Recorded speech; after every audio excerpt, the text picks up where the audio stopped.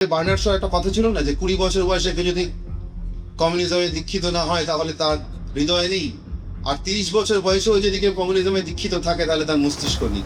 তখন যে মতাদর্শে বিশ্বাস করতাম বামপন্থায়, তাতে তখন থেকেই মনে হয়েছিল যে এই মতাদর্শের উল্টো দিকে দাঁড়িয়ে আছে আরএসএস, রাষ্ট্রীয় স্বয়ংসেবক সংঘ। বিজেপি টিজেপি না, একদম আরএসএস, রাষ্ট্রীয় স্বয়ংসেবক সংঘ। আমাকে এক সময় টানা 6 মাস মর্নিং ডিউটি করতে হয়েছে, বাংলা সংবাদ মাধ্যমে জাতীয়তাবাদী হিসেবে স্ট্যাম্প করে যাওয়া। শেখরদের, সন্তুদের তার থেকেও বেশি ভোগ করতে হয়েছে, চাকরিহীন হয়ে থাকতে হয়েছে। আমি দেখেছি শুধুমাত্র জাতীয়তাবাদী বলে একটা ছেলে যোগ্য হয়ে চাকরি হচ্ছে, সেখানেও হয়নি। বলবে না আপনাদের কাছে কোনোদিন, কিন্তু হয়নি। সন্তু জেলে যেতে হয়েছে। কিন্তু যে দেশ আমাকে জন্ম দিয়েছে, যে দেশে জন্মে আমি এই ধর্মটাকে গ্রহণ করতে পেরেছি, তারা সেই ধর্মের পথে নিজেকে নিতে পেরেছে, সেই দেশের নাগরিক জীবনের জন্য 5টা বছর দেশ বিরোধী বা দেশের কথা ভাবে না এমন কোনো আদর্শে, দেশকে অনেক পিছনে রাখে এমন কোনো আদর্শে থাকা দেশের ক্ষতি করে। আমার বলতে কোনো বাধা নেই। আমি এমন একটি বাড়িতে জন্মেছিলাম যেখানে অনেক ছোট বয়স থেকে রামকৃষ্ণ মিশনের সংস্পর্শে আসার সুযোগ হয়েছিল। স্বামী বিবেকানন্দের কথা আমি ছোট বয়স থেকে পড়েছি, অনেক ছোট থেকে পড়েছি। আমার বাবা নকশালদের মার খেয়ে সুভাষচন্দ্র বসুর জন্মদিন পালন করা লোক। তা সত্ত্বেও কিভাবে জানি না, এটাই হচ্ছে আসল কথা। কিভাবে জানি না যেটা বলছি, কিভাবে জানি না এই বামপন্থার বিষ ঢুকে গিয়েছে। বিষ 5টা বছর জীবনের, নাগরিক জীবনের জন্য ভীষণ ভীষণ প্রয়োজনীয়। দেশ একটা মানুষকে তৈরি করতে অনেক কিছু ব্যয় করে। জীবনের 5টা খুব গুরুত্বপূর্ণ বছর ওতে থেকে গিয়েছিলাম, বুঝতে সময় লেগেছে। আসলে বার্নার্ড শর একটা কথা ছিল না যে 20 বছর বয়সে কেউ যদি কমিউনিজমে দীক্ষিত না হয় তাহলে তার হৃদয় নেই, আর 30 বছর বয়সেও যদি কেউ কমিউনিজমে দীক্ষিত থাকে তাহলে তার মস্তিষ্ক নেই। সেরকম কিছু হয়েছিল আর কি। মোড়টা ঘুরিয়ে দিলেন এমন একজন মানুষ, তিনি আর নেই, তাকে আমি ভীষণ মিস করি।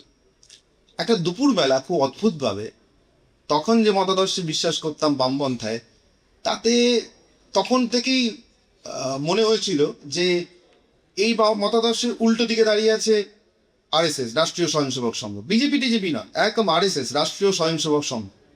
এদের জানতে হবে, এদের সম্পর্কে আরো পড়তে হবে। সেই আকাঙ্ক্ষা থেকে কেশব ভবনে চলে যাওয়া একটা দুপুরবেলা, কলেজ জীবনের শেষ বছর।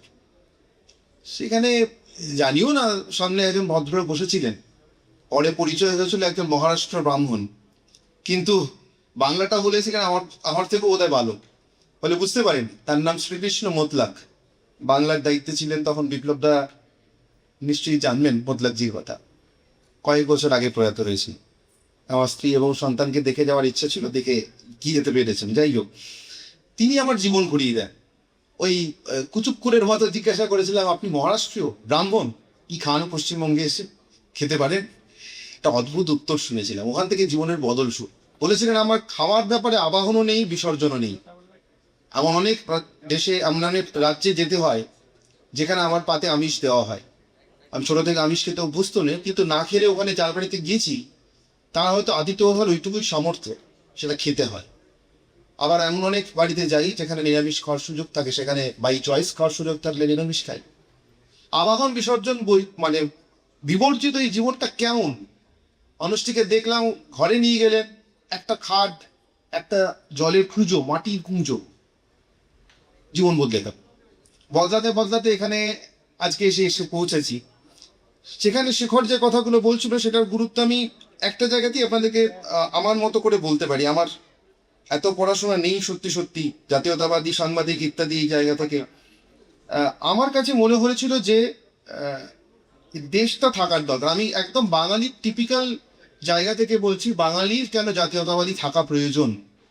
আমি দুজন বাঙালির কথা বলতে পারি, যে দুজনকে আমি আমার জীবনে ফলো করার চেষ্টা করি, অনুসরণ করার চেষ্টা করি। একজন শ্রীরামকৃষ্ণ। দেখুন, আধুনিক পৃথিবীতে ডেমোক্রেসির শেষ কথা বহুত্ববাদ। তো যত মত তত পথের থেকে বহুত্ববাদী একটি বাক্য আপনি আমাকে বার করে দেখাবেন, আমি মেনে নেবো বাঙালি জাতীয়তাবাদী পিছিয়ে আছে। এর থেকে বড় জাতীয়তাবাদী কথা আমি আজ পর্যন্ত, গণতন্ত্রের কথা আমি আজ পর্যন্ত শুনিনি। গণতন্ত্র যদি না থাকে তাহলে জাতীয়তাবাদ থাকবে কোথা? এক। 2 নম্বর, শ্রী অরবিন্দর উত্তরপাড়া অভিভাষণ, জেল থেকে বেরিয়েছেন, যে সভাটিতে গিয়েছেন সে সভাটির নাম হিন্দু ধর্ম রক্ষিণী সভা। সেই সভাতে তার ভাষণে একেবারে শেষ শেষ একটা অংশ আমি পড়ছি, একেবারে শেষ। এই আন্দোলন কোনো রাজনৈতিক আন্দোলন নয়, তখনও শ্রী অরবিন্দ কিন্তু আন্দোলন ছেড়ে বেরিয়ে যাননি, মানে তিনি পন্ডিচেরি যাননি, 1909 সালের কথা। এই আন্দোলন কোনো জাতীয়তাবাদী রাজনীতি নয়, কোনো রাজনৈতিক আন্দোলন নয়, বরং এটি একটি ধর্ম, একটি মতবাদ, একটি বিশ্বাস।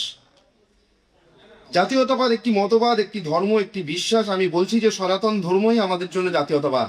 এই হিন্দু রাষ্ট্রের জন্ম সনাতন ধর্মের সাথে, এর সাথেই এটি চলে এবং এর সাথেই এটি বিকশিত হয়। যখন সনাতন ধর্মের পতন হয় তখন রাষ্ট্রেরও পতন হয়, এবং যদি সনাতন ধর্মের বিনাশ ঘটা সম্ভব হতো তবে সনাতন ধর্মের সাথেই এই রাষ্ট্রেরও বিনাশ হতো। সনাতন ধর্ম সেটাই জাতীয়তাবাদ, এর বাইরে আর কোনো জাতীয়তাবাদ নেই, থাকতে পারে না। আর ঠিক সেই কারণেই জাতীয়তাবাদের থাকাটা, বাঙালির জাতীয়তাবাদী থাকাটা ভীষণ জরুরি। আমি শেখরের মতো আরো অসংখ্য ছেলেদেরকে জানি, ওদের স্ট্রাগল জানি। আমাকে এক সময় টানা ছ মাস মর্নিং ডিউটি করতে হয়েছে, বাংলা সংবাদ মাধ্যমে জাতীয়তাবাদী হিসেবে স্ট্যাম্প পড়ে যাওয়াতে। শেখরদের, সন্তুদের তার থেকেও বেশি ভোগ করতে হয়েছে, চাকরিহীন হয়ে থাকতে হয়েছে। আমি দেখেছি শুধুমাত্র জাতীয়তাবাদী বলে একটা ছেলে যোগ্য হয়ে চাকরি হচ্ছে, সেখানেরও হয়নি। বলবে না আপনাদের কাছে কোনোদিন, কিন্তু হয়নি। সন্তু জেলে যেতে হয়েছে। এই ত্যাগগুলো যারা স্বীকার করেছে ওরা আমার থেকে অনেক উপর, অনেক ত্যাগের জায়গা থেকে ওরা আমার থেকে অনেক, কোনো সন্দেহ নেই। এবং এই ত্যাগ স্বীকার করে ওরা এমন একটা সময়ে জাতীয়তাবাদী থেকেছে যার জন্য আজকে সোজা সাপটা এমন একটা মঞ্চ এতজনের জন্য উন্মুক্ত হয়ে গিয়েছে। সোজা সাপটাকে অসংখ্য ধন্যবাদ, কৃতজ্ঞতা, বাঙালি হিসেবে, বাঙালি জাতীয়তাবাদী হিসেবে এমন একটা প্ল্যাটফর্মকে জন্ম দেওয়া, বাঁচিয়ে রাখা, বড় করার জন্য। লালন পালন করুন, আরো বড় করুন আপনারা। আপনাদের সঙ্গে ছিলাম, আছি, থাকবো। আর শেখর, সন্তুদের মতো যাদেরকে আপনারা এখনো সামনে দেখেননি, এক একটা সংবাদ মাধ্যমে বড় হাউসে 300-350 ছেলেপিলে কাজ করে। আমাকে আপনারা চেনেন, ময়ূরকে আপনারা চেনেন, সন্তুকে আপনারা দেখেছেন টিভি পর্দায় কিছুদিন আগে পর্যন্ত, যতক্ষণ ও বিদায় হয়নি। কিন্তু এই বাইরে শেখরের মতো অসংখ্য ছেলেপিলে রয়েছে, অসংখ্য ছেলে মেয়ে রয়েছে জাতীয়তাবাদী পরিচয়টা নিয়ে, যাদেরকে অনেক কুঁকড়ে কষ্ট করে দাঁত চেপে লড়াই করে এতদিন পর্যন্ত টিকে থাকতে হয়েছে। তাদেরকে সবসময় আপনারা দেখতেও পান না। খবরটা যেভাবে এসছে, যেভাবে যাবে, খবরটা আদৌ দেশের স্বার্থে এই মুহূর্তে এভাবে যাওয়া উচিত কিনা, এটা যারা প্রথম বিবেচনা করে। একটা কথা বলি, শেষ করবো।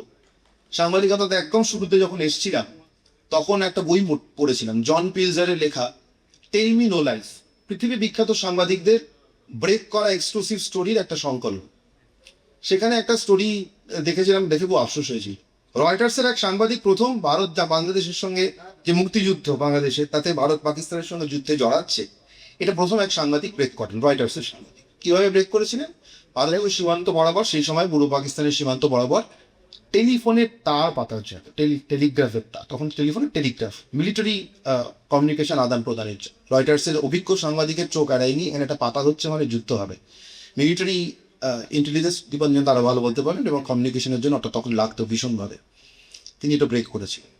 ভাবতাম, আমাদের দেশে কোন সাংবাদিকেরা ব্রেক করতে পারেনি, রয়টার্স একটা সাংবাদিক ব্রেক করে দিলাম। আজকে যদি খবরও পাই, কিছুতেই ব্রেক করবো, কিছুতেই ব্রেক করবো। যদি কেউ খবর পেয়েছে জানি, তার ব্রেক আটকানোর জন্য যথাসাধ্য লড়ব, দেশের ক্ষতি হবে। এভাবেই চলুক বাঙালির জাতীয়তাবাদ, জাতীয়তাবাদী সাংবাদিকতা। এই ভরসা এবং বিশ্বাস রেখে আমার কথা আজকে এখানে শেষ করছি।